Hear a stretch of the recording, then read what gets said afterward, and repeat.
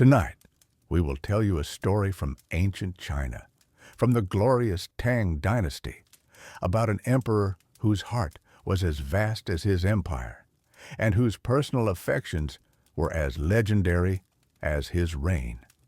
This is the story of Emperor Xuanzong, a ruler whose time marked both a zenith and a profound turning point in Chinese history.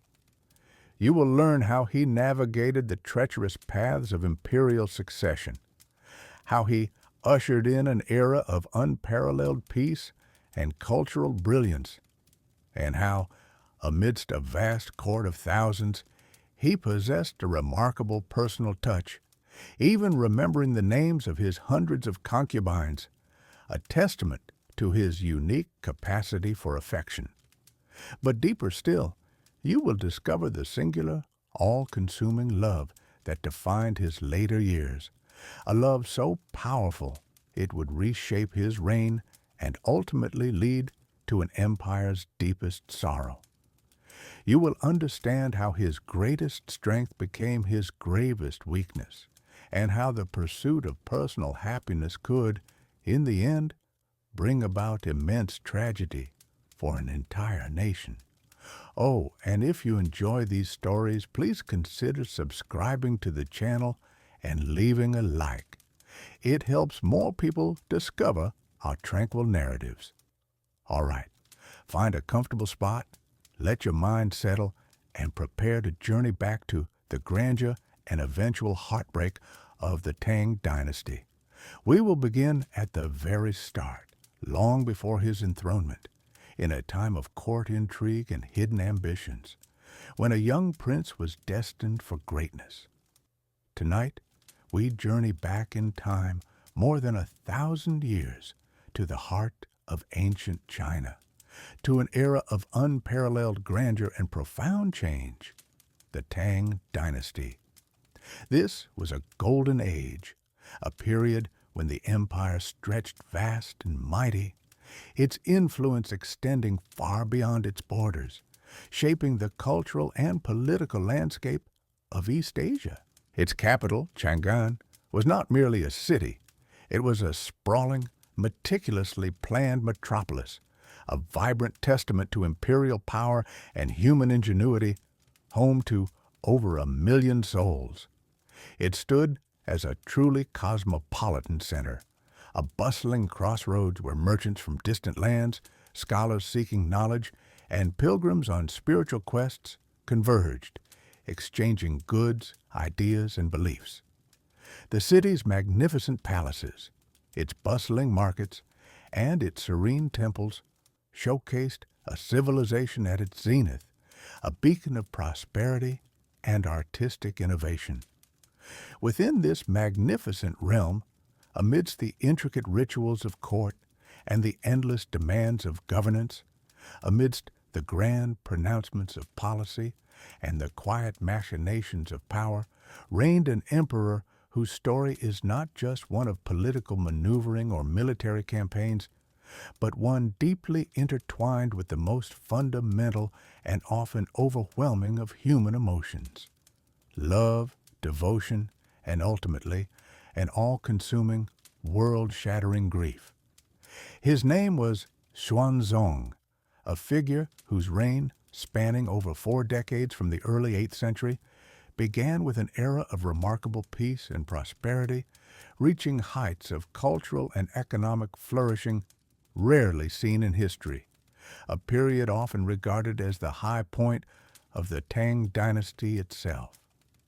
He was known for his sharp intellect, his deep appreciation for the arts, particularly music and poetry, and his initial diligence in matters of state, displaying a keen understanding of governance and a genuine commitment to the welfare of his people. Yet, beneath the veneer of imperial majesty and the immense weight of his vast responsibilities, Xuanzong was also a man of profound personal affections, a sovereign who, unlike many of his predecessors, allowed his heart to guide, and at times to define his destiny. In an imperial system where emperors often maintained vast harems, where personal connection was frequently a secondary consideration to lineage, political alliance, or the cold logic of dynastic succession, Xuanzong stood apart. He possessed a truly unique and perhaps unprecedented capacity for genuine attachment, a quality that would shape not only his personal life in ways that resonated through the imperial court, but also the very fabric of his empire, influencing its trajectory in ways few could have foreseen. This story is about an emperor who, in the early years of his rule, after a period of significant instability and internal strife that had threatened to unravel the dynasty, brought stability and brilliance back to the Tang.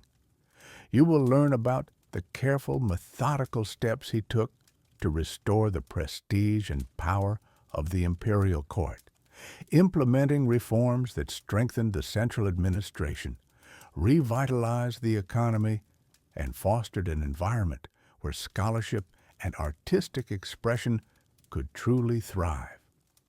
He cultivated an atmosphere where poetry, music, and painting flourished with unprecedented vitality, attracting the greatest minds, the most skilled artisans, and the most celebrated performers from across Asia to his court in Chang'an. This period of meticulous governance and cultural efflorescence, marked by internal peace and external influence, would forever be remembered as the Kaiyuan era, a benchmark for good governance, imperial might, and cultural refinement, serving as a golden ideal against which later reigns would be measured. But then, as time wore on and the initial fervor of his vigilant reign began to mellow, as the empire settled into a comfortable prosperity, you will discover how Xuanzong's focus gradually shifted, how a singular, profound love affair began to overshadow the meticulous governance and the diligent attention to state affairs that had once defined his rule. This was not a fleeting affection or a mere dalliance, but a deep, abiding, and all-consuming passion for a woman named Yang Guifei, a woman whose extraordinary beauty, captivating grace, and innate charm captivated him entirely, drawing him into a world where her presence became his primary solace and joy. Their story is one of unprecedented imperial favor, of a love so potent it transcended societal norms, courtly traditions, and even the strictures of imperial protocol, elevating Yang Guifei to a position of influence unlike any consort before her, granting her a power that extended far beyond the traditional confines of the inner palace. You will learn how this extraordinary bond, while bringing immense personal joy and comfort to the emperor, also inadvertently sowed the seeds of discontent and instability within the court and the wider empire. How the growing power of Yang Guifei's family, particularly her ambitious and often unscrupulous cousin Yang Guozhong, led to widespread corruption, nepotism, and a deep-seated resentment among the established aristocracy, the frustrated bureaucracy, and the increasingly burdened general populace. This unchecked favoritism, fueled by the emperor's unyielding devotion and his increasing disengagement from daily governance, began to subtly but surely erode the very foundations of the meticulously built Golden Age, creating fissures in the once solid structure of the imperial state. We will trace the gradual emergence of a formidable and dangerous threat, a powerful military governor named An Lushan, whose strategic positioning in the empire's northern frontiers and whose growing ambition posed a direct and existential challenge to the imperial authority. You will understand how Xuanzong increasingly absorbed in his personal world, captivated by the delights of the court, and perhaps lulled by years of peace, failed to recognize the true extent of this looming danger, allowing it to fester and grow unchecked until it erupted into one of the most devastating and transformative rebellions in all of Chinese history. A cataclysm that would leave an indelible mark on the dynasty and the nation. The story will then unfold into a tale of sudden chaos and desperate flight as the seemingly invincible Tang dynasty faced an unprecedented and existential threat, its very survival hanging in the balance. You will witness the emperor's harrowing journey as he fled his magnificent capital, abandoning the very symbols of his power and the comforts of his imperial life in a desperate attempt to escape the advancing rebel forces and preserve his dynasty. And it is during this perilous flight, amidst the turmoil and despair, that you will come to a pivotal, heartbreaking moment, a scene forever etched in the annals of Chinese history, the tragedy at Maowei Slope. Here, in a grim and unavoidable turn of fate, Xuanzong was forced to confront the ultimate and most devastating consequence of his boundless love, compelled by his own mutinous guards, driven by fear and resentment, to make an impossible choice that would shatter his world, claim the life of his beloved, and forever alter the course of his reign and his remaining years.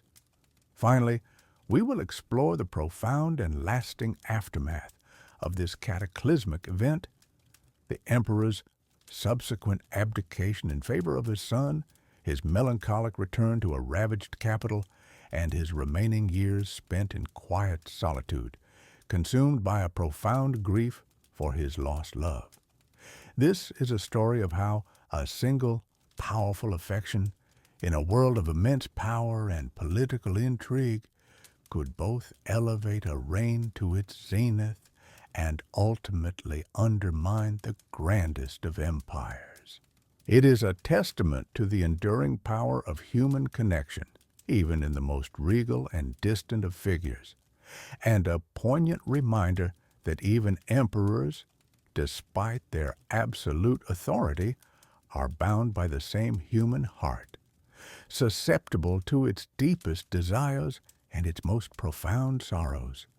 So, settle in and let us begin this journey into the heart of the Tang dynasty and into the heart of its most memorable and tragically devoted emperor. The story of Emperor Xuanzong, known for his extraordinary loves and profound reign, truly begins long before his ascent to the dragon throne, in a period of intense turmoil within the very heart of the Tang imperial family. He was born Li Longji, a prince of the blood, grandson to the formidable Empress Wu Zetian. This was a woman who, through sheer force of will and political genius, had seized control of the empire, even deposing her own sons to rule as empress regnant. Her era was one of shifting loyalties, purges, and the constant threat of assassination for those close to power.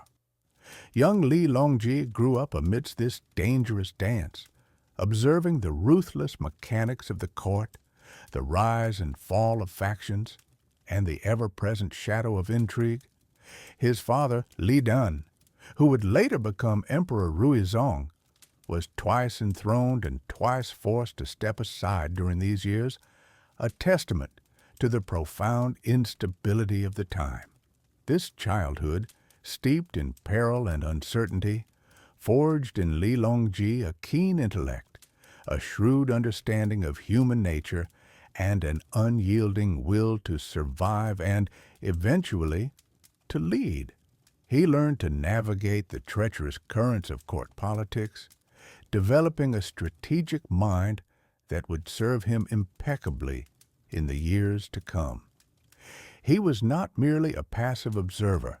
He was a prince with ambition, quietly building alliances and watching for his moment, knowing that only decisive action could truly secure his future and that of the dynasty.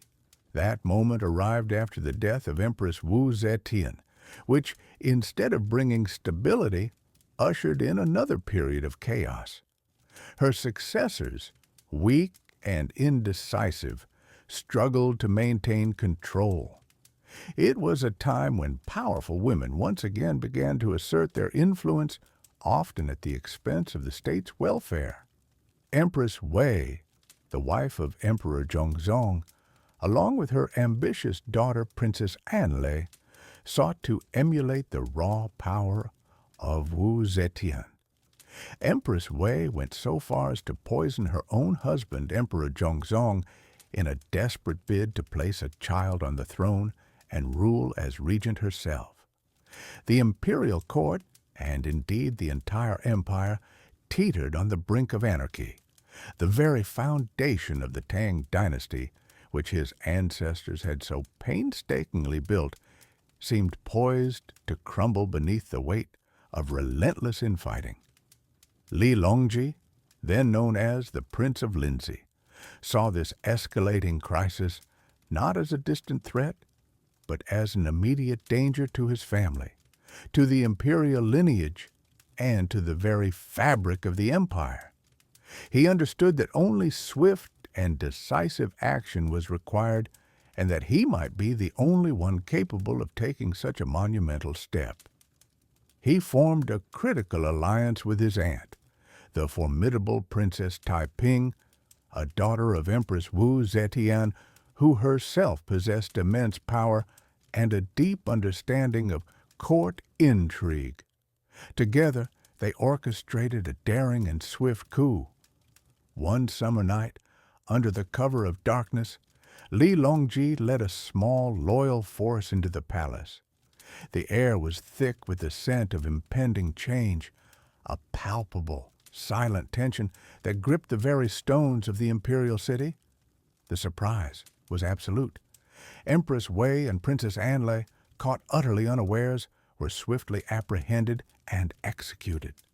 Their entire faction was purged in a single, decisive stroke. The coup was a resounding success, restoring order to the capital and, more importantly, to the imperial succession. Li Longji, with strategic foresight, did not immediately claim the throne for himself. Instead, he honored his father, Li Dan, by restoring him as Emperor Ruizong. This astute move solidified his legitimacy, demonstrating his profound respect for tradition and ensuring a smoother transition of power, while quietly positioning himself as the undeniable true power behind the throne. However, the period of instability was not yet entirely over. While his father, Ruizong, sat on the throne, the powerful Princess Taiping, who had been his key ally in the coup, began to assert her own dominance with increasing fervor. She had a vast network of supporters and an ambition that truly rivaled even that of her mother, Wu Zetian. She viewed Li Longji, now the crown prince, as a direct and formidable rival to her own influence. The court became a silent battleground, with two powerful wills clashing over the reins of empire. Xuanzong, now in a position of greater authority and responsibility, understood that he could not allow this internal struggle to continue, for it would only prolong the instability that had plagued the dynasty for so long. He carefully and patiently built his own base of support among loyal officials and military commanders, demonstrating his administrative capabilities and proving himself a worthy and capable successor in every regard. He consolidated his power not through brute force, but through strategic alliances and the clear, undeniable demonstration of his competence and vision. The inevitable confrontation came swiftly. Sensing Princess Taiping's growing threat to his authority and the very stability of the state, Xuanzong acted decisively once more. He launched a preemptive strike, rounding up and executing her key supporters. Princess Taiping herself was forced to commit suicide, her vast influence collapsing overnight. This final, painful act of consolidation, though tragic and born of necessity, cleared the path for his undisputed rule. In 712 A.D., Li Longji formally ascended the throne as Emperor Xuanzong, taking on the mantle of supreme authority. His early reign was marked by a clear and resolute determination to heal the profound wounds of the past decades. He understood that the empire desperately needed strong, stable governance, not further internal strife or power struggles. He immediately set about appointing capable and incorruptible officials, men like Yao Chong and Song Jing, who shared his vision for a revitalized Tang dynasty. He drastically reduced court extravagance, which had been a significant drain on the imperial coffers and a constant source of public resentment. He focused on practical governance, meticulously streamlining the administration, improving vital infrastructure, and ensuring swift and fair justice for the common people throughout the vast empire. He painstakingly restored the imperial order, re-emphasizing Confucian values and strengthening the central government's authority across all provinces. The memory of his turbulent youth, the constant threat of usurpation, and the inherently fragile nature of power had taught him invaluable lessons that guided his every decision. He was determined to build an empire that was not merely prosperous, but profoundly stable and enduring, ensuring that the chaos of his early life would never again grip the land. These early foundational efforts laid the groundwork for what would become one of the most glorious and celebrated periods in Chinese history, a true golden age that bore the undeniable stamp of his vision, his tireless will, and his unwavering commitment to his people. After his decisive actions to secure the throne and stabilize the Tang dynasty, Emperor Xuanzong embarked on a reign that would come to be known as one of China's most illustrious periods. He named this era Kai Yuan, a term that translates to initiating a new beginning. And truly, a new beginning it was. The vast empire, which had suffered from internal strife, political machinations, and the lingering shadows of previous power struggles, now found itself on the cusp of an unprecedented age of peace, prosperity, and cultural brilliance. The very air seemed to breathe a sense of renewed hope and confidence, a feeling of boundless possibility. Xuanzong understood deeply that a stable and thriving empire required a strong and just administration, one built on capability and clear principles. He immediately set about implementing significant reforms across various sectors of governance. The civil service, which had become somewhat lax and influenced by aristocratic cliques, was revitalized with an unwavering commitment to fairness. He rigorously emphasized the meritocratic principles of the imperial examination system, ensuring that officials were selected based purely on their talent, their knowledge of the classics, and their administrative aptitude, rather than their family lineage or personal connections. This commitment to competence led to a highly efficient and dedicated bureaucracy staffed by capable individuals who genuinely dedicated themselves to the service of the state and its people. You could feel the positive impact of this renewed diligence in every corner of the empire, from the bustling, vibrant markets of the capital city, Chang'an, to the quiet, productive farming villages nestled in the distant provinces. Under his watchful eye, the legal system underwent comprehensive reform, making justice more accessible, transparent, and equitable for all citizens, regardless of their social standing. Punishments became more proportionate, and the rule of law was firmly established.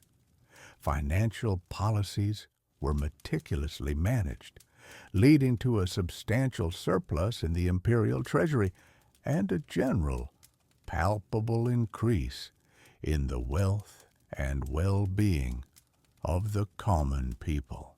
Agriculture, the indispensable bedrock of the vast Chinese economy, flourished as never before.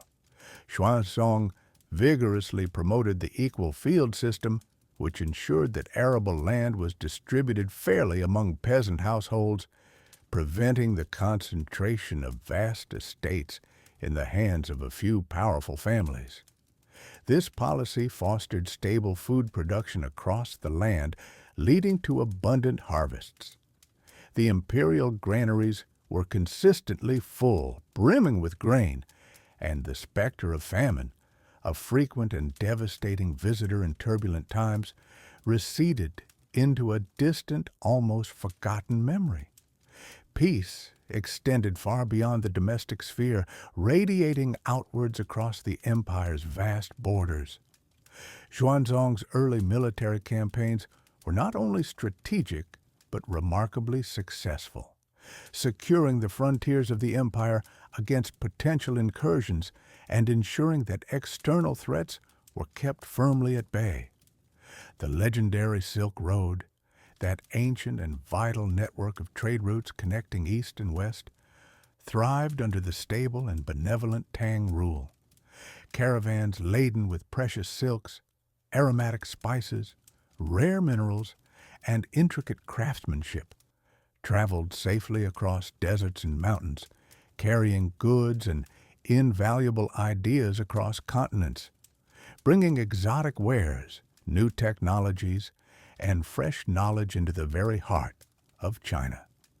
Internal trade networks were also dramatically improved, with better maintained roads and newly constructed canals facilitating the smooth and swift flow of goods, enriching both the imperial coffers and the daily lives of ordinary citizens. The vibrant, bustling marketplaces of Chang'an, the capital city, became legendary, drawing merchants and curious visitors from lands as far away as Persia and Korea, who marveled at the sheer abundance and astonishing diversity of goods on display, the air thick with the murmur of 1,000 languages and the scent of exotic spices. Yet the Kaiyuan era was not solely defined by its material prosperity. It was equally, if not more so, a resplendent golden age of culture, arts, and intellectual pursuit. Emperor Xuanzong himself possessed a deep, refined, and genuine love for music, poetry, and the performing arts, a passion that transcended mere imperial patronage. He was not simply a benefactor, he was an active participant, a discerning connoisseur, and often a composer himself. His particular genius lay in his musicality. He established the Pear Garden Academy, known as Jiao Fang, a groundbreaking and unprecedented institution dedicated to the rigorous training of musicians, dancers, and actors. This was far more than just a typical school. It was the first imperial academy of its kind, fostering unparalleled artistic excellence and ensuring that the rich, traditional performing arts of China were not only preserved, but also innovated upon. Musicians from all over the vast empire and even beyond its borders flocked to Chang'an, eager to perform for the emperor and to learn from the renowned masters at the Pear Garden. The palace halls, once silent, now resonated with the sounds of elegant melodies played on ancient lutes, the vibrant rhythm of drum beats, the harmonious plucked strings of the pipa, and the graceful movements of dancers, creating an atmosphere of unparalleled refined beauty and sophisticated artistry. Poetry, too, reached new and extraordinary heights during this period. Though many of the names we now remember, like the immortal poets Li Bai and Du Fu, would gain their greatest renown slightly later, the fertile ground for their brilliance was meticulously prepared during the Kaiyuan era. Xuanzong actively encouraged literary pursuits, and the imperial court became a vibrant hub for scholars, philosophers, and writers, fostering an environment where intellectual debate and creative expression were highly valued. Calligraphy, painting, and sculpture also experienced a profound resurgence, with new styles emerging and ancient traditions being perfected with exquisite skill. The emperor's personal appreciation for beauty, his keen eye for artistic detail, permeated the entire court, encouraging an environment where artistic expression was not only tolerated, but deeply cherished and celebrated. You could sense a profound, almost tangible confidence in the air, a collective belief in the inherent greatness and enduring legacy of Chinese civilization. The very fabric of society seemed woven with threads of peace, intellectual curiosity, and artistic vibrancy. The governance during this period was characterized by Xuanzong's personal involvement, his tireless dedication, and, crucially, his willingness to listen attentively to wise counsel. He held regular court sessions, diligently reviewed countless memorials submitted by his officials, and often engaged in detailed, thoughtful discussions about state affairs, seeking out differing opinions before making decisions. His early ministers were men of exceptional wisdom and capability, providing sound advice that helped guide the empire to its absolute zenith. The people across the land revered him, seeing him as a benevolent, capable, and approachable ruler who genuinely cared for their well-being. The pervasive stability and prosperity he brought allowed the common people to live their lives with a profound sense of security, to cultivate their fields with diligence, raise their families in peace, and pursue their crafts and trades without the constant gnawing fear of war, rebellion, or widespread upheaval. The memory of the Kaiyuan era would linger for centuries in the collective consciousness of the Chinese people, serving as an idealized benchmark against which all future reigns were measured, a shining testament to what could be achieved when a strong, enlightened leader dedicated himself wholeheartedly to the prosperity, cultural advancement, and overall welfare of his vast and diverse people. This was the undisputed pinnacle of Xuanzong's rule, a time when the Tang dynasty shone brightest, radiating unparalleled power, sophisticated culture, and profound influence across the entire known world. It was a period of sustained glory, a testament to his vision and early dedication, before the subtle shifts that would eventually lead to a very different kind of story began to unfold. As the Kaiyuan era reached its zenith, and the empire enjoyed unprecedented peace and prosperity, Emperor Xuanzong, now in his mature years, began to seek a different kind of solace. His diligent attention to governance, which had so defined his earlier reign, gradually gave way to a desire for personal comfort and aesthetic pleasures. The vast imperial palace, a city within a city, housed countless consorts and concubines, yet among them none had truly captured the emperor's heart in a way that stirred the very depths of his being. This was about to change with the arrival of a woman whose beauty and spirit would irrevocably alter the course of his life and indeed the fate of the Tang dynasty itself. Her name was Yang Yu Huan, though she would later be known by the more famous title of Yang Guifei, meaning precious consort Yang.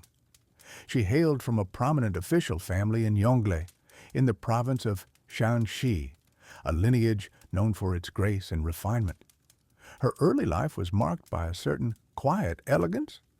She was educated in music, poetry, and dance, skills that would later enchant the emperor. Her beauty was legendary even before she stepped into the imperial spotlight, described as being full-figured yet graceful, with a luminous complexion and a captivating presence that drew all eyes. The circumstances of her initial entry into the imperial family were, ironically, not directly tied to the emperor himself. In the year 734, at the tender age of 16, Yang Yuhuan was chosen to be the wife of Prince Li Mao, the Prince of Shu, one of Emperor Xuanzong's beloved sons. This was a customary arrangement designed to forge alliances and ensure the continuation of the imperial line. She entered the prince's residence as his principal consort, fulfilling her duties with dignity and grace. And for a time, her life seemed set on a conventional path within the imperial family's complex web of relationships. It was during a visit to the imperial palace, perhaps for a family celebration or a formal gathering, that Emperor Xuanzong first laid eyes upon his son's young wife. The exact moment is lost to history, but the impact was immediate and profound. The emperor, who had seen countless beautiful women throughout his life, was utterly captivated. Her beauty was not merely physical, it was an aura, a spirit that shone through her every movement, her every glance. He found himself drawn to her in a way he had not experienced in decades, a fascination that transcended mere admiration. It was an overwhelming sense of destiny, a feeling that this woman, above all others, was meant to be by his side. This sudden and intense attraction presented a significant challenge. For an emperor to take his own son's wife was considered a grave breach of moral conduct and a profound social taboo, one that could invite criticism and even unrest. Xuanzong, despite his immense power, understood the weight of tradition and the importance of maintaining public decorum. He could not simply command her to leave his son and join his own harem without causing widespread scandal and jeopardizing the stability of his court. Yet, his desire for Yang Yuhuan was so consuming that he was determined to overcome these obstacles. A meticulous plan was devised to navigate this delicate situation, one that would allow Yang Yuhuan to enter the imperial harem without directly violating custom. In 740, Xuanzong issued an edict declaring that Yang Yuhuan should renounce her worldly ties and become a Taoist nun. This was not an uncommon practice for members of the imperial family or those seeking spiritual solace. She was given the Taoist name Tai Zhen, meaning great perfection, and moved into a Taoist temple within the palace grounds. This separation from Prince Li Mao was intended to sever her official connection to his household and symbolically purify her before her re-entry into the imperial sphere. The purpose of this maneuver was clear to many at court, though few dared to speak of it openly. During her time as a Taoist nun, Yang Tai Zhen was not truly isolated. she remained in close proximity to the emperor, who continued to visit her and cultivate their burgeoning relationship. This period served as a necessary interlude, a way to allow time to pass and to create a semblance of propriety. It also allowed Xuanzong to arrange a new wife for his son, Prince Li Mao, further smoothing the path for Yang Taizhen's eventual return to the palace, this time as his own consort. 4 years after she had entered the Taoist temple in 745, Xuanzong formally brought Yang Taizhen back to the imperial palace. She was not merely reinstated as a consort. She was elevated to the rank of Guifei, or precious consort, a title of immense prestige, second only to the empress herself, a position that was currently vacant. This elevation immediately signaled her unique and paramount status within the imperial harem. From that moment on, she was known throughout the empire as Yang Guifei, the woman who had captured the heart of the Son of Heaven. Xuanzong's fascination with Yang Guifei was indeed overwhelming. He lavished upon her every conceivable luxury, from exquisite silks and precious jewels to rare delicacies brought from the far corners of the empire. He commissioned elaborate gardens and pavilions for her pleasure, and her every whim was indulged without question. Unlike his relationships with his many other consorts, which were often governed by political considerations or the need to produce heirs, his devotion to Yang Guifei was intensely personal and deeply emotional. He seemed to find in her a profound companionship, a spirit that mirrored his own, and a beauty that never ceased to enthrall him. This unparalleled affection meant that Yang Guifei, despite not being the empress, held a level of influence and intimacy with the emperor that was unprecedented for any consort in Tang history. His eyes, once focused on the vast empire, now seemed to see only her. This singular devotion, while a testament to a powerful love, would soon begin to cast a long shadow over the stability of the court and the very future of the dynasty.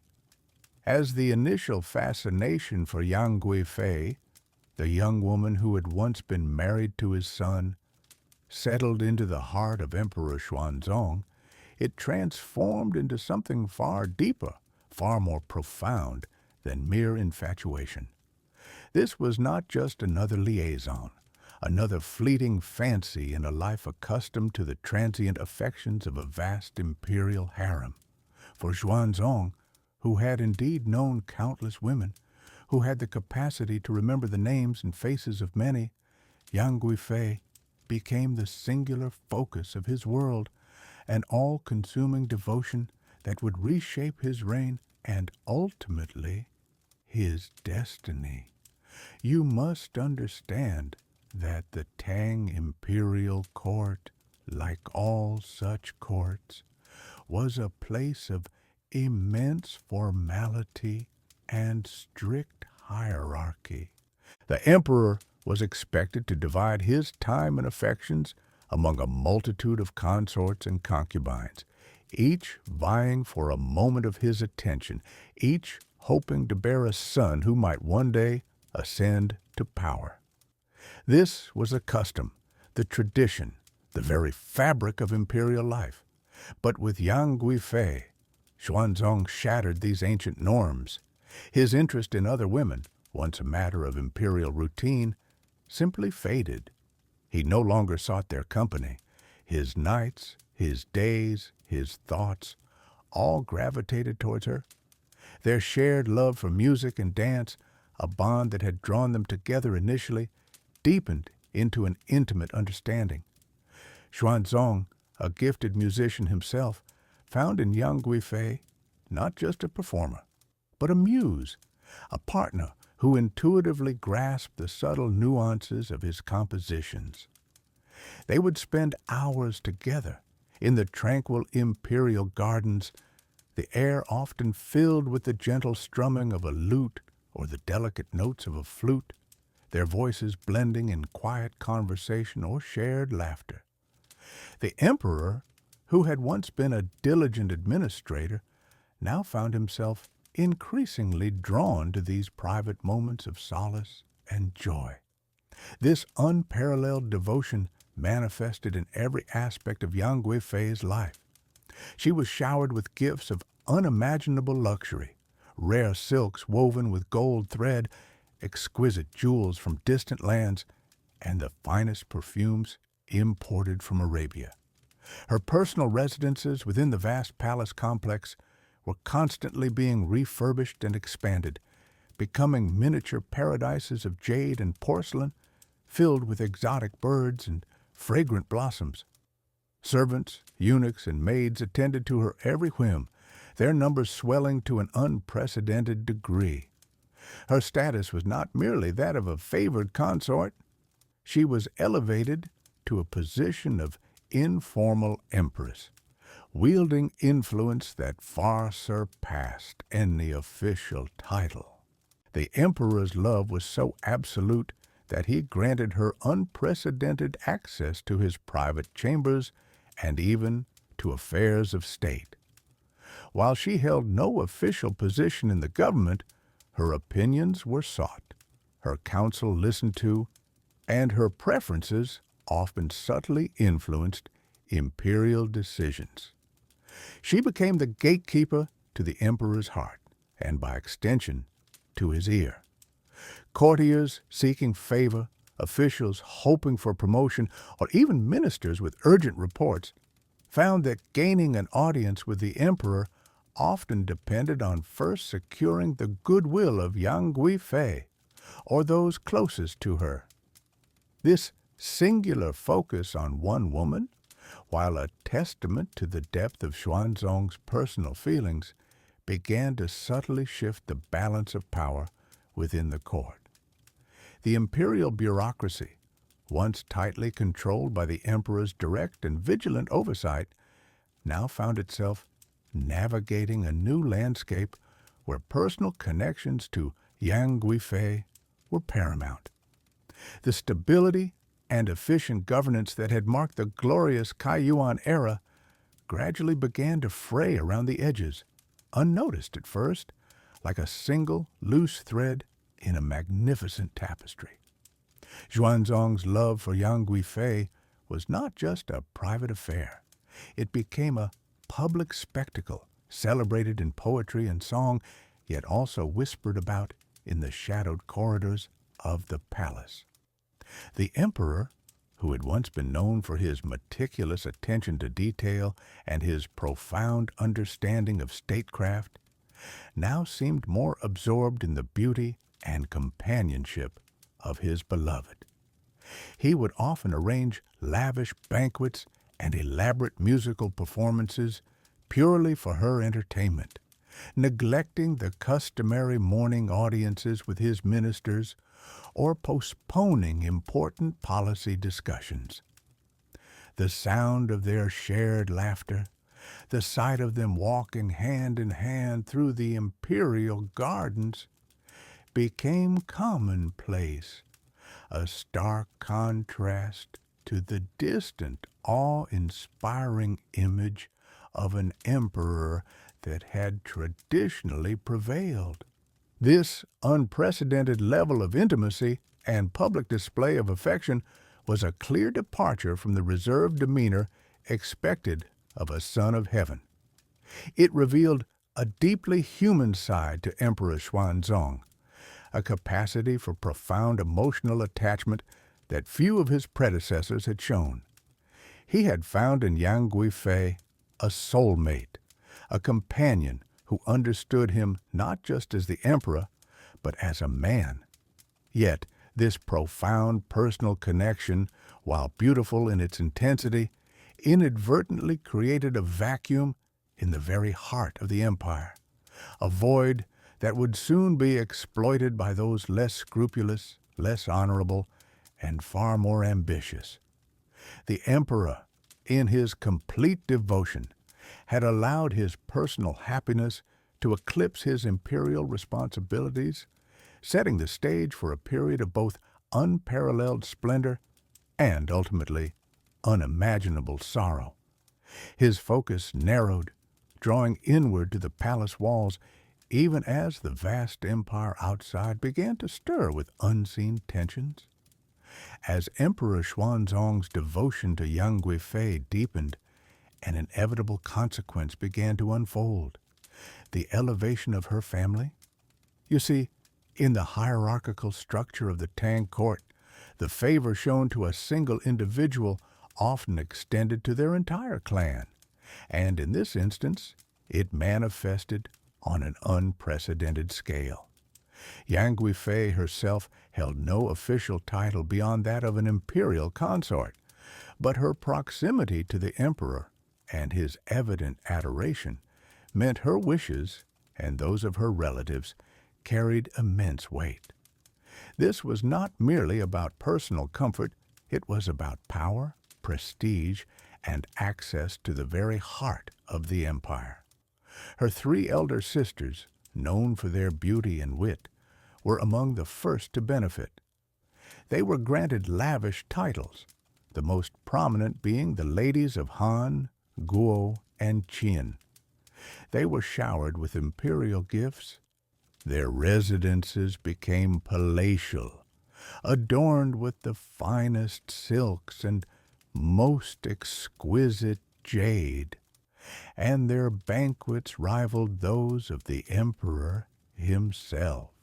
Their every whim was indulged, from the rarest delicacies on their tables to the most intricate fashions worn by their attendants. This display of opulence, while initially a testament to the emperor's affection, gradually began to cause unease among the long-serving aristocratic families and the more traditional court officials. They observed a shift where merit and lineage seemed to matter less than familial connection to the empress's favored consort. But the most significant rise, and indeed the most problematic, was that of Yang Guifei's cousin, Yang Guozhong. He was a man of considerable ambition, and some would argue, limited scruples. Initially, he held minor administrative posts, but with his cousin's assent, his career trajectory became meteoric. Xuanzong, perhaps blinded by his love or simply unwilling to deny anything to Yang Guifei, began to bestow upon Yang Guozhong a series of increasingly powerful positions. Within a few years, Yang Guozhong accumulated multiple key ministerial roles, effectively controlling vast swathes of the government. He became the chancellor, the chief minister of the entire imperial administration, a position of immense authority, second only to the emperor himself. His influence stretched across the civil bureaucracy, the military, and even the financial institutions of the empire. Under his stewardship, the imperial court, once a bastion of Confucian ideals and meritocratic appointments, began to buckle under the weight of nepotism and corruption. Yang Guozhong openly appointed his relatives and cronies to vital government posts, regardless of their competence or experience. He accepted vast bribes for official appointments, turning the machinery of state into a personal enrichment scheme. You could see the tangible effects of this transformation.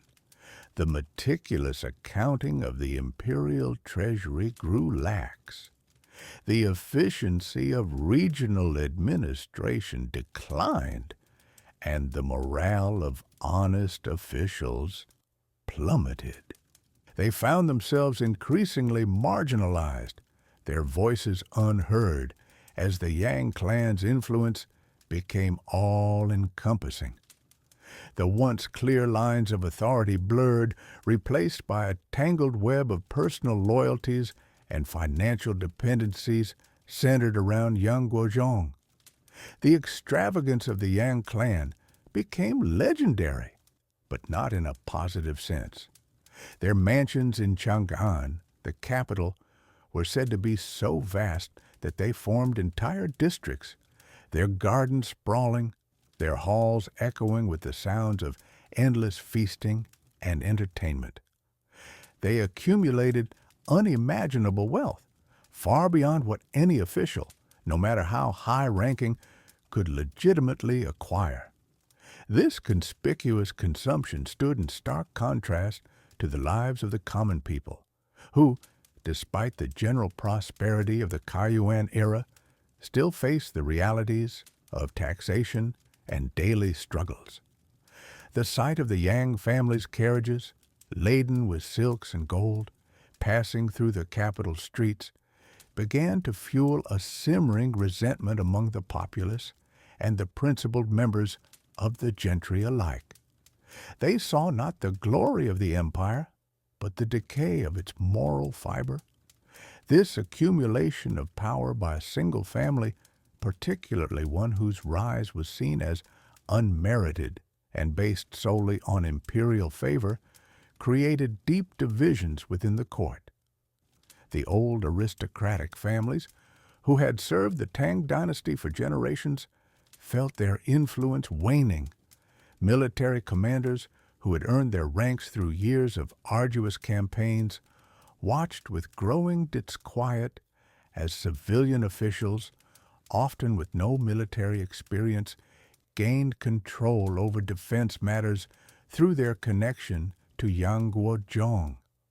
The emperor, increasingly absorbed in his personal life and the delightful company of Yang Guifei, seemed either unaware or unwilling to address these growing tensions.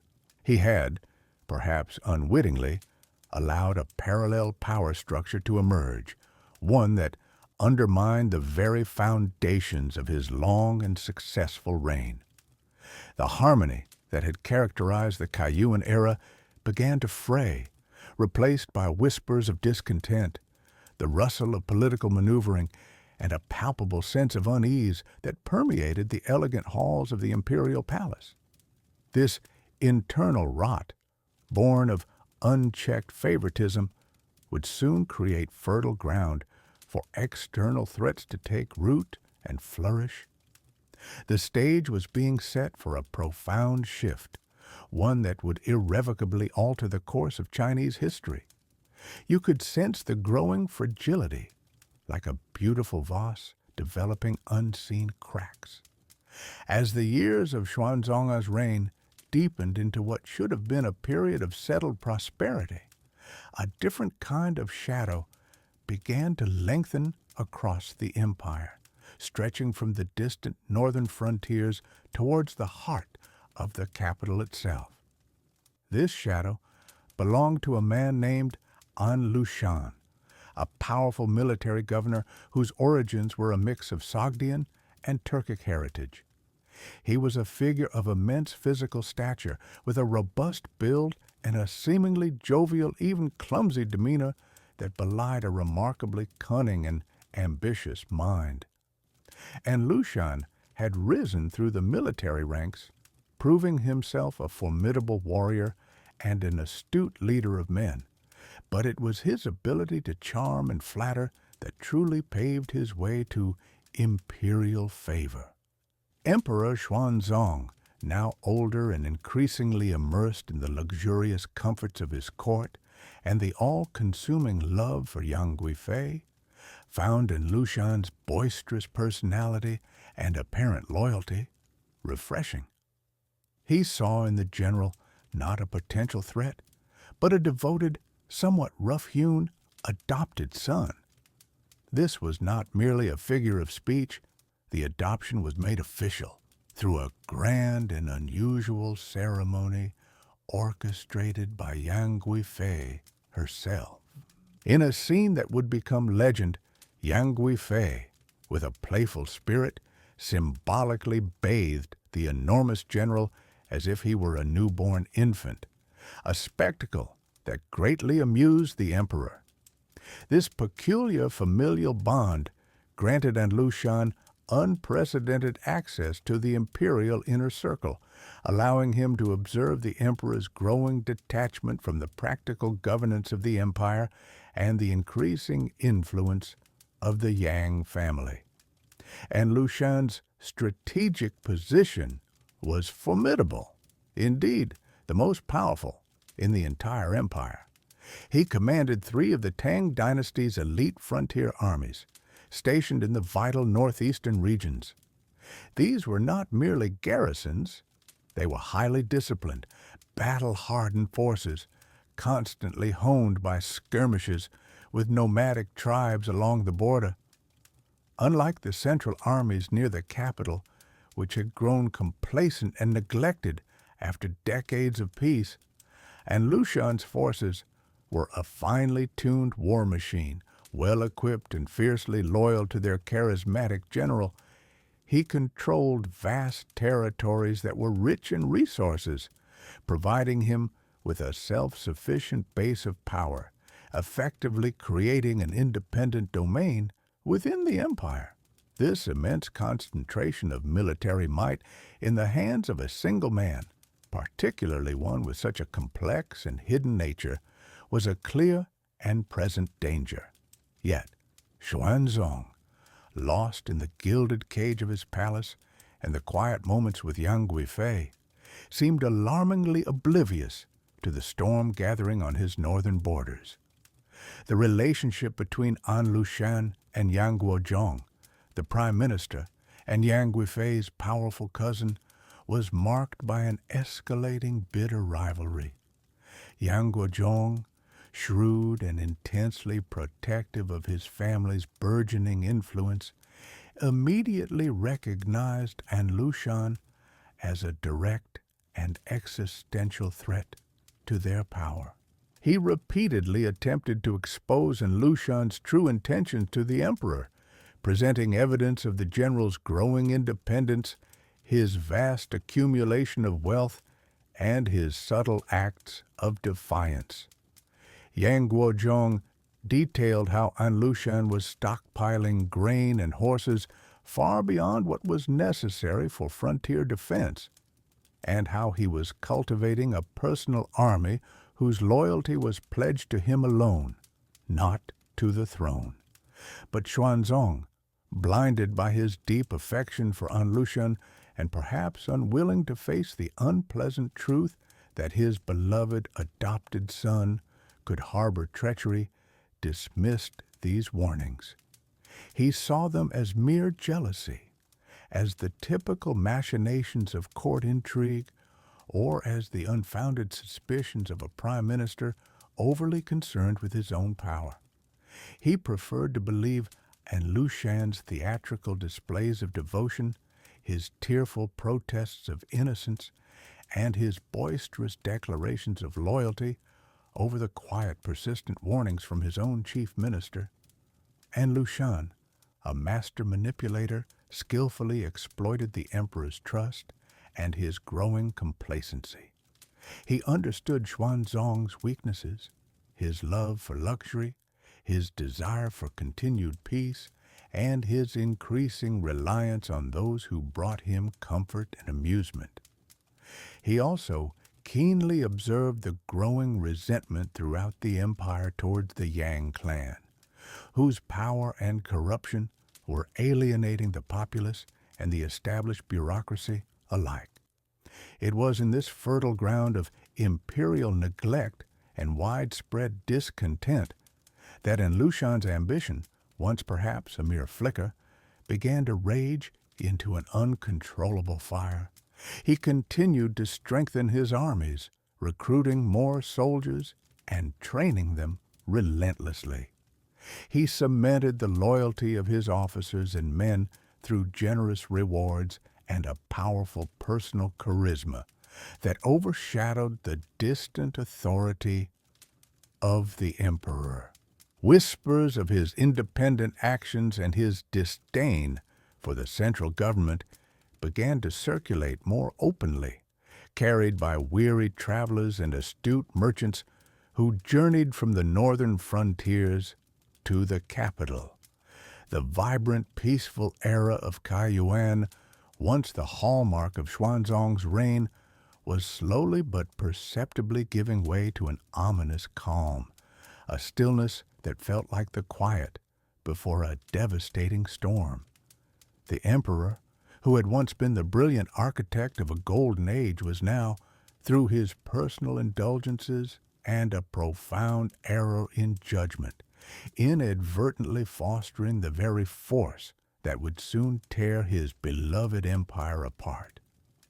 He remained lost in the quiet comfort of his personal affections and the rustle of silk in his palace, seemingly unaware that the shadow of illusion emanating from the cold northern winds was stretching longer and longer, poised to engulf the entire Tang dynasty.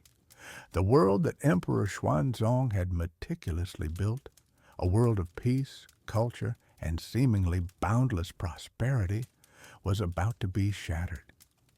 For nearly 4 decades, he had presided over an era hailed as a golden age, the Kaiyuan era, where the empire had swelled with wealth, its cities hummed with vibrant life, and its arts flourished under his personal patronage. Yet beneath this gilded surface, cracks had begun to appear, subtle at first, then increasingly undeniable. The court, increasingly absorbed in its own luxuries and the intricate dance of internal power struggles, had failed to heed the warnings that echoed from the northern frontiers. The man who would tear the empire asunder was An Lushan, a general of Turkic and Sogdian descent, whom the emperor had once embraced as a son. His power had grown immense in the northern frontier, commanding vast armies, units hardened by constant skirmishes and cold winters, and his loyalty, once perceived as absolute, was now a carefully constructed facade, masking a deep and dangerous ambition. In the winter of 755, the illusion finally broke. Like a sudden, brutal winter storm, and Lucian, leveraging the immense resources and troops he had accumulated in his 3 military districts, openly declared rebellion. His stated goal was to eliminate the corrupt officials surrounding the emperor, particularly Yang Guozhong, Yang Guifei's powerful and increasingly reviled cousin. But his true ambition was far grander. The imperial throne itself, the very seat of power in Chang'an. The speed and scale of his advance were terrifying, a testament to years of meticulous planning and the sheer unpreparedness of the central government. The Tang dynasty's military, once the envy of the world, a force capable of projecting power across Asia, had grown complacent. Many of its elite units were stationed far from the capital, guarding distant frontiers, while the forces nearer Chang'an were insufficient, poorly led, and often more loyal to their regional commanders than to the distant imperial court. The initial shock of the rebellion was profound, a collective gasp that rippled through the land. And Lushan's armies, hardened by years of frontier warfare and fueled by a ruthless efficiency, swept southward with brutal determination. One by one, key strategic cities, vital arteries of communication and supply, fell with alarming rapidity. The imperial court, paralyzed by infighting, by a profound underestimation of the threat, and by the sheer audacity of the rebellion, could offer little effective resistance. The news reaching Chang'an became grimmer with each passing day, each report bringing tidings of defeat and destruction. The very foundations of the empire, which had seemed so utterly unshakable, now trembled, threatening to crumble entirely, and with them the carefully constructed order of the entire realm began to fray, piece by agonizing piece. Within weeks, the rebel forces had seized Luoyang, the secondary capital, a city of immense historical and cultural significance, second only to Chang'an itself. Its fall sent a chilling tremor of fear through the entire realm, a clear signal that this was no mere regional uprising, but a full-scale assault on the heart of the dynasty. The emperor, still clinging to a desperate hope that the crisis could be contained, ordered his remaining loyal generals to mount a desperate defense. Yet, the tide of the rebellion was too strong, too relentless, driven by a combination of An Lushan's calculated military genius and the deep-seated grievances many held against the perceived corruption of the Yang clan, whose influence had overshadowed the true needs of the empire. As the rebel armies pressed closer to Chang'an, the gravity of the situation became undeniably clear even to the most optimistic courtiers. The once vibrant capital, a bustling metropolis of over 1 million people, crisscrossed by wide-ordered avenues, filled with the murmur of trade and the laughter of prosperity, the very heart of the Tang world, began to descend into chaos. Rumors, wild and terrifying, spread like wildfire through its crowded markets and quiet residential districts. Fear gripped the populace, turning the grand imperial city into a place of whispered anxieties. The imperial court, once a beacon of order and ceremony, became a scene of frantic deliberation, bitter recriminations, and growing despair. The grand halls, once filled with the learned discussions of scholars and the measured pronouncements of ministers, now echoed with the shouts of frightened officials and the hurried footsteps of messengers bringing ever more terrible news of the approaching devastation. Yang Guozhong, now despised by many but still wielding significant power, in a desperate attempt to redeem himself and secure his family's position, urged the emperor to flee. He argued with growing vehemence that the capital could not hold, that its defenses were compromised, and that the emperor's safety was paramount for the very survival of the dynasty. Xuanzong, who had spent decades building this empire, who had cultivated a personal connection with his people, who had walked the streets of Chang'an and overseen its construction, found the thought of abandoning his capital almost unbearable. It felt like a profound betrayal of everything he had stood for, a renunciation of his responsibilities. Yet, the military situation was dire, beyond hope of immediate recovery. The last remaining imperial forces guarding the strategic Tongguan Pass, the final defensive barrier before Chang'an, were not merely defeated, they were utterly crushed, their remnants scattered. The path to the capital now lay open, undefended. On a humid summer night, in the 6th month of 756, under a sky heavy with the promise of rain, Emperor Xuanzong, along with his beloved Yang Guifei, her reviled cousin Yang Guozhong, and a small terrified retinue of loyal officials and guards, made the agonizing decision to abandon Chang'an. It was not a grand procession, not a stately departure befitting an emperor, but a desperate, hurried flight. They slipped out of the city's western gate, the Yangtze Gate, under the deepest cover of darkness, leaving behind the magnificent palaces where they had once held court, the thriving markets that had once defined their prosperity, and the vast populace that had once adored him. The silence of their clandestine departure was punctuated only by the nervous whispers of the guards, the muffled sounds of their horses' hooves, and the creak of the carriage wheels on the cobbled road. The air was thick with unspoken dread, and the emperor's heart, heavy with sorrow, felt the crushing weight of his empire's collapse. The imperial party journeyed westward, aiming for the relative safety of Sichuan, a mountainous province that could be more easily defended, its rugged terrain offering a natural barrier against the advancing rebels. The journey itself was a stark, brutal contrast to the emperor's usual travels.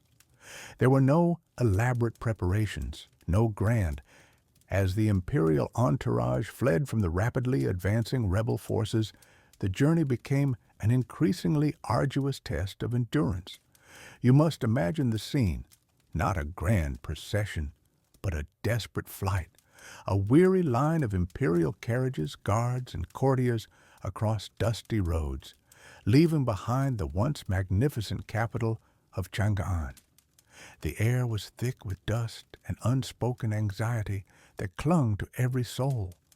Supplies dwindled, the horses grew tired, and the faces of the accompanying imperial guards, once resolute, were now etched with exhaustion and a deep, simmering resentment. These were the very soldiers who had been tasked with protecting the empire, yet they had been forced to abandon their homes and families, all while the emperor's favored clan, the Yangs, seemed to live in a world of continued privilege, even in retreat.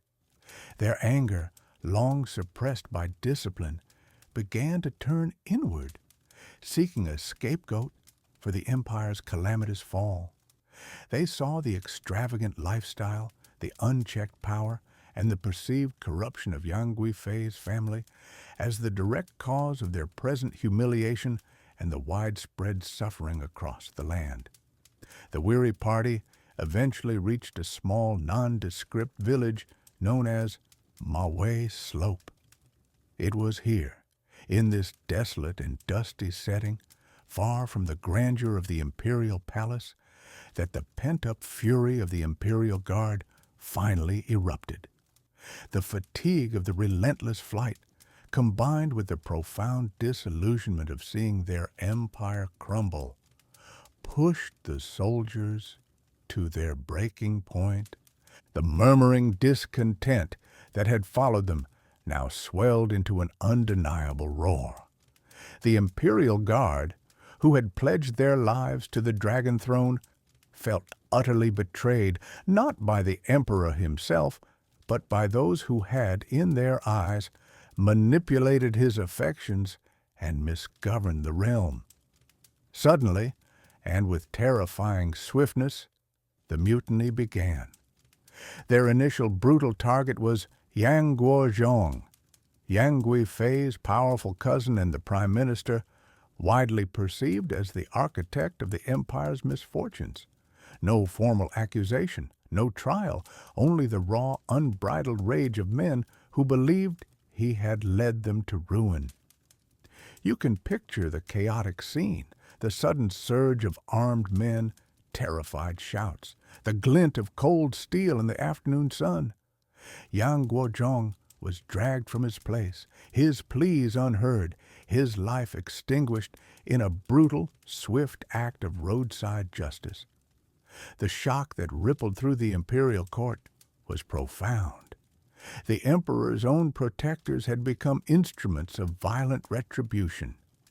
Yet, the soldiers' thirst for vengeance was far from quenched. Having eliminated the most visible symbol of political corruption, their anger did not subside. Instead, it intensified, turning its focus directly upon Yang Guifei, the emperor's cherished consort. In the minds of the disillusioned troops, she was the very embodiment of the decadence that had weakened the Tang dynasty. Her unprecedented influence over the emperor, the immense power and wealth accumulated by her family, and the lavish spending that had bled the imperial coffers were, in their collective judgment, directly responsible for the devastating rebellion and immense suffering now engulfing the land. General Chen Xuanli, a senior commander of the Imperial Guard, stepped forward, his face grim, his voice respectful, yet unyielding. He presented Xuanzong with a stark and terrible demand. He explained with a heavy heart that the army would not proceed nor protect the emperor unless Yang Guifei was also removed. Her continued presence, they insisted, would only invite further disaster. She was a symbol of the very grievances that had fueled the rebellion. Her death, they argued, was the only path to appease the enraged soldiers and restore their shattered loyalty. Xuanzong was utterly shattered. This was the woman who had been his light, his solace, who had brought him joy and companionship in his later years. His love for her was profound, an anchor in the turbulent seas of his reign. He tried desperately to reason with the general, to appeal to his long-standing loyalty, to explain that Yang Guifei, as a woman, was innocent of any political maneuvering or corruption, that she was merely a victim of circumstance, caught in the treacherous currents of court intrigue. He pleaded, perhaps for the first time in his long and glorious reign, not as the majestic Son of Heaven, but as a heartbroken man begging for the life of his beloved. He argued that her death would achieve nothing but compound his personal misery and leave an indelible stain on his soul. But his impassioned pleas fell on deaf ears. The general, though visibly sympathetic to the emperor's profound personal anguish, stood firm. The loyalty of the entire army, he stated with chilling finality, depended on this terrible, unimaginable sacrifice. The soldiers, their resolve hardened by desperation and fury, refused to move from Mawei Slope. The very survival of the Tang dynasty, the emperor's own life, and the lives of those still loyal to him hung precariously in the balance. The scene was one of unbearable, agonizing tension. Xuanzong, once the all-powerful ruler of a vast empire, was now utterly trapped, surrounded by his own mutinous guards. Feeling the immense weight of a collapsing dynasty pressing down upon him, he looked at Yang Guifei, her face pale with terror and a dawning desperate understanding, her eyes reflecting the horror of their predicament. He knew, with a certainty that chilled him to his core, that there was no escape, no alternative path. To refuse the army's demand would be to invite complete collapse, to be abandoned by his own protectors, leaving him vulnerable to the approaching rebel forces and the ignominy of capture or death. It was the cruelest of choices, a choice between the woman he loved more than life itself and the very existence of his sacred dynasty, the legacy of his ancestors, and the fate of millions of his subjects. He, the Son of Heaven, who had commanded armies and controlled the destiny of an entire realm, was now reduced to powerlessness, forced to sacrifice his deepest, most cherished affection for the brutal sake of survival. With a spirit utterly broken and a heart heavy with unimaginable grief, Xuanzong reluctantly gave the order. The words themselves must have been a torment, each syllable a blade twisting in his soul. Yang Guifei was led away. Accounts of her final moments vary, but the most widely accepted and poignant version describes her being led to a quiet spot, perhaps a small Buddhist shrine or a pear tree, where she was the dust settled on Mawei Slope. But within Emperor Xuanzong, a different kind of dust began to settle, one that would never truly clear. The forced execution of Yang Guifei and her family was not merely a political necessity. It was an amputation of his very soul. The man who had ruled an empire with such vision and strength was now broken, his spirit shattered by an unbearable loss and the stark, brutal reality of his vulnerability. He had lost his beloved, the woman who had filled his final years with joy and profound connection, and he had been forced to consent to her death by the very soldiers sworn to protect him. This act, more than any other, marked the end of his golden age and the beginning of his unending sorrow. The immediate aftermath was a blur of exhaustion and despair. The army, now placated, continued its arduous journey, but the emperor was no longer truly present. His mind was adrift in a sea of grief, replaying the horrific scene, haunted by the memory of Yang Guifei's final moments. The once vibrant and commanding presence of Xuanzong had diminished, replaced by a quiet, profound weariness that seemed to age him decades overnight. He moved through the world as if in a dream, his gaze distant, his words few. The weight of the world, once borne with such ease, now pressed down on him, crushing his will. His son, Li Heng, had journeyed on a separate path during the flight, seeking refuge and support. During this time, away from his father's direct authority, Li Heng had managed to rally significant support from the remaining loyal forces and officials. The army, having witnessed Xuanzong's helplessness and his forced concession at Maui, no longer viewed him as the unassailable Son of Heaven.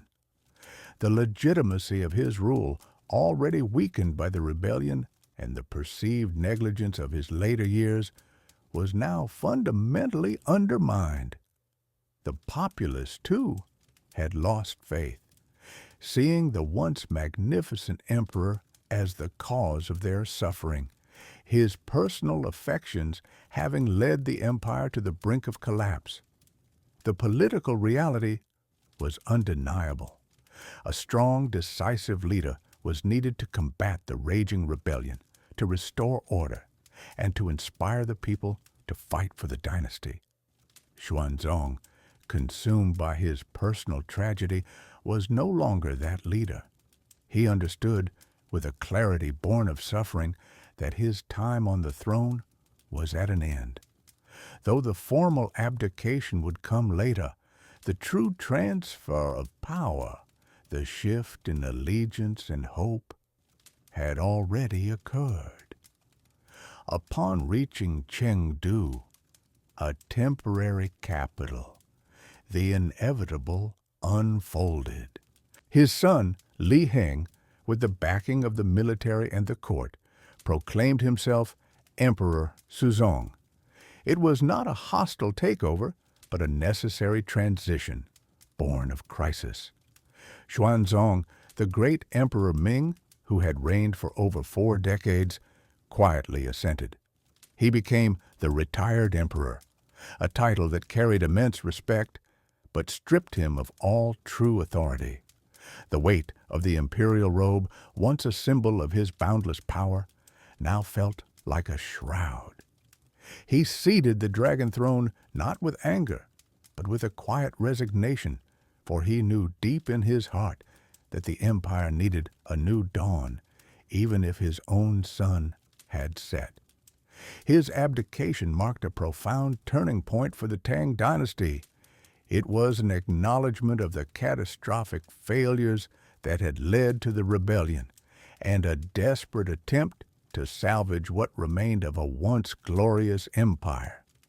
For Xuanzong, however, it meant an end to purpose, an end to the responsibilities that had once defined his very existence. He was now a ghost in his own palace, a revered figurehead, but one whose power had evaporated like morning mist.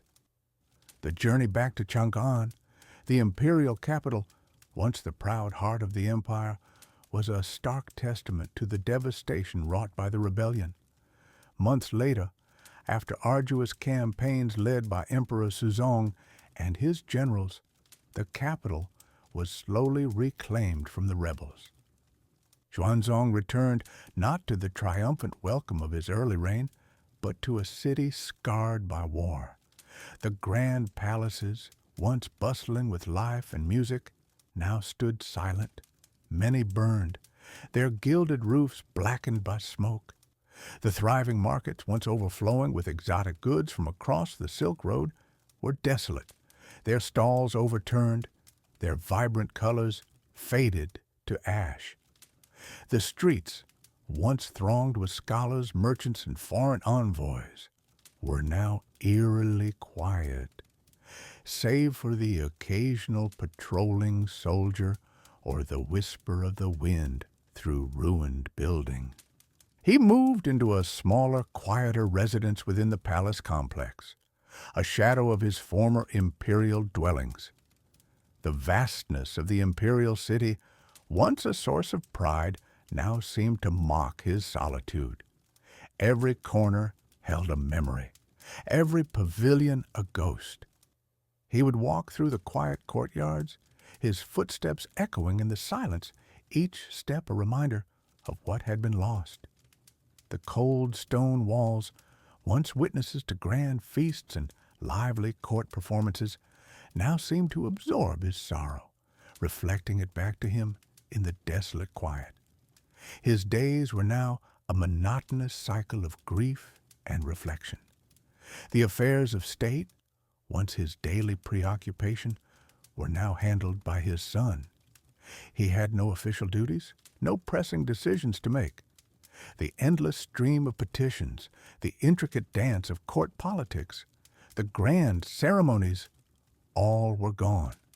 This sudden void, once filled by the demands of an empire, was now occupied solely by the specter of his lost love. He would often sit for hours, gazing out at the ruined gardens, lost in thought, his mind replaying fragments of their time together, a shared laugh, a whispered word, the scent of her perfume, the sight of her dancing. He remembered her face, her smile, the way she would look at him with such adoration. These memories were both a comfort and a torment, a constant reminder of the happiness that had been so cruelly snatched away. He sought solace in his old passions, particularly music. He would play his pipa, the strings resonating with a melancholic tune that spoke of loss and regret. The melodies were no longer the vibrant compositions of his youth, but somber elegies, each note a tear shed for Yang Guifei. He also sought to understand the spiritual dimension of his loss. Stories abound of him sending Taoist priests on quests to the realm of the immortals, to search for Yang Guifei's spirit, to confirm her fate, to perhaps even communicate with her beyond the veil of death. He clung to any tale, any whisper that suggested her essence had not vanished entirely from the world. He yearned for a sign, a confirmation that her spirit still existed somewhere, even if her body was lost to him forever. This desperate search for her spiritual presence became a quiet obsession, a way to keep her alive in his heart, even when all else was gone. The famous poet Bai Juyi, writing decades later, would capture this profound grief in his epic poem, The Song of Everlasting Sorrow, a testament to the enduring impact of Xuanzong's love and loss. It portrayed an emperor consumed by a love so powerful it transcended death, a love that brought both unparalleled joy and unimaginable devastation. This poem, a cultural cornerstone, cemented Xuanzong's image not just as a ruler, but as a deeply human figure capable of immense affection and profound sorrow. While Xuanzong languished in his grief, the Tang dynasty slowly, painfully, began to recover from the rebellion. Emperor Suzong, his son, faced the monumental task of rebuilding a shattered empire.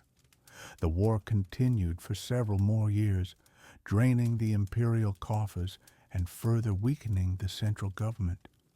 Though the rebellion was eventually suppressed, the Tang dynasty never fully regained its former strength. The An Lushan rebellion had shattered the peace of the Kaiyuan era, decentralizing power to regional military governors, depleting the population, and ushering in a long period of decline for the once mighty dynasty. Xuanzong, the architect of its golden age, now observed its slow decline from the quiet confines of his retired life, a silent witness to the unraveling of his life's work. His final years were marked by an increasing solitude. Many of his old friends had perished in the chaos of the rebellion or had simply moved on with the changing political landscape. The vibrant court that had once revolved around him was no more. He was visited occasionally by his children and grandchildren, but the deep companionship, the passionate connection he had shared with Yang Guifei, was something he would never find again. He was an emperor who had remembered the names of 300 lovers, a testament to his unique personal connection with those around him, yet in the end, it was the memory of just one that consumed him entirely. He passed away quietly in the year 762 at the age of 77. His death was not a dramatic event, but a fading away, a quiet resignation after years of profound sorrow.